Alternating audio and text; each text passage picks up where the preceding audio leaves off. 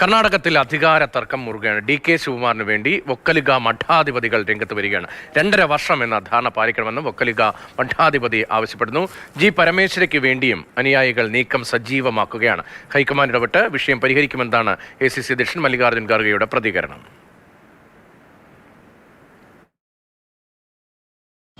उस चर्चे में राहुल गांधी भी रहेंगे और मेरे हमारे दूसरे मेंबर्स भी रहेंगे, CM भी रहेंगे और हमारे डिप्टी चीफ मिनिस्टर रहेंगे। तो इन सबको बुला के चर्चा करने के बाद निर्णय होगा। KB ശ്രീധരൻ വിവരങ്ങളുമായി ചേരുന്നുണ്ട്. ശ്രീധരൻ, ഇപ്പോൾ DKക്ക് വേണ്ടി ഒപ്പം ജി പരമേശ്വരയ്ക്ക് വേണ്ടിയുള്ള ചരടുവലിയൊക്കെ നീളുകയാണ്.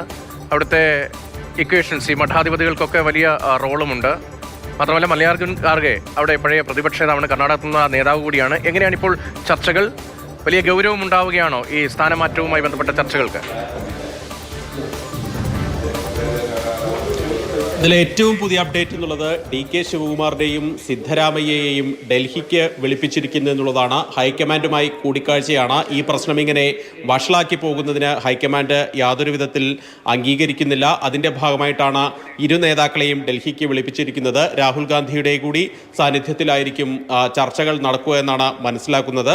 ഏതായാലും 2.5 വർഷം എന്നുള്ള ധാരണ പാലിക്കണം എന്നുള്ളതാണ് DK ശിവകുമാറിൻ്റെ ആവശ്യം. വാക്ക് എന്നുള്ളത് മനുഷ്യന് ഏറ്റവും പ്രധാനമാണ് എന്നുള്ള ഒരു പ്രതികരണം കൂടി DK നടത്തുന്നുണ്ട്. അതോടൊപ്പം തന്നെ ഈ കർണാടക രാഷ്ട്രീയത്തിൽ എന്നും സജീവമായിട്ട് സ്വാധീനം ഉള്ള ആളുകളാണ് വൊക്കലിഗ വിഭാഗം, അതുപോലെ തന്നെ ലിംഗായത്ത് വിഭാഗം. ഈ വൊക്കലിഗ മഠാധിപതികൾ വൊക്കലിഗ വിഭാഗക്കാരൻ കൂടിയായിട്ടുള്ള DK ശിവകുമാറിന് വേണ്ടി പരസ്യമായി തന്നെ രംഗത്ത് വരുന്നുണ്ട്. 2.5 വർഷം എന്നുള്ള ധാരണ പാലിക്കണമെന്ന് പരസ്യമായി അവർ ആവശ്യപ്പെടുകയും ചെയ്യുന്നുണ്ട്. എന്നാൽ ഈ വിഷയത്തിൽ ഇന്ന് DK ശിവകുമാറിന്റെ ഭാഗത്ത് നിന്ന് യാതൊരു വിധത്തിലുള്ള പ്രതികരണവും വന്നിട്ടില്ല. കഴിഞ്ഞ ദിവസങ്ങളിൽ അദ്ദേഹം ഈ തനിക്കൊരു ഗ്രൂപ്പുമില്ല, MLA മാർ DKയെ മുഖ്യമന്ത്രിയാക്കണമെന്ന് ആവശ്യപ്പെടുമ്പോൾ തനിക്കൊരു ഗ്രൂപ്പുമില്ല എന്നൊക്കെ അദ്ദേഹം പരസ്യമായി പറയുന്നുണ്ടെങ്കിൽ പോലും ഇതിനു വേണ്ടിയുള്ള ചരടുവലികൾ അണിയറയിൽ നടക്കുന്നുണ്ട് എന്ന് തന്നെയാണ് മനസ്സിലാക്കുന്നത്. സംബന്ധിച്ച് MLA മാരുടെ പിന്തുണ അദ്ദേഹത്തിനാണ്. അതുകൊണ്ട് തന്നെ താൻ 5 വർഷം തികയ്ക്കും എന്നുള്ള നിലപാടെടുക്കുന്നു. അതിനിടെയാണ് ജി പരമേശ്വര മുഖ്യമന്ത്രിയാകണമെന്ന് ആവശ്യപ്പെട്ടുകൊണ്ട് ഒരു വിഭാഗം കൂടി രംഗത്ത് വരുന്നത്.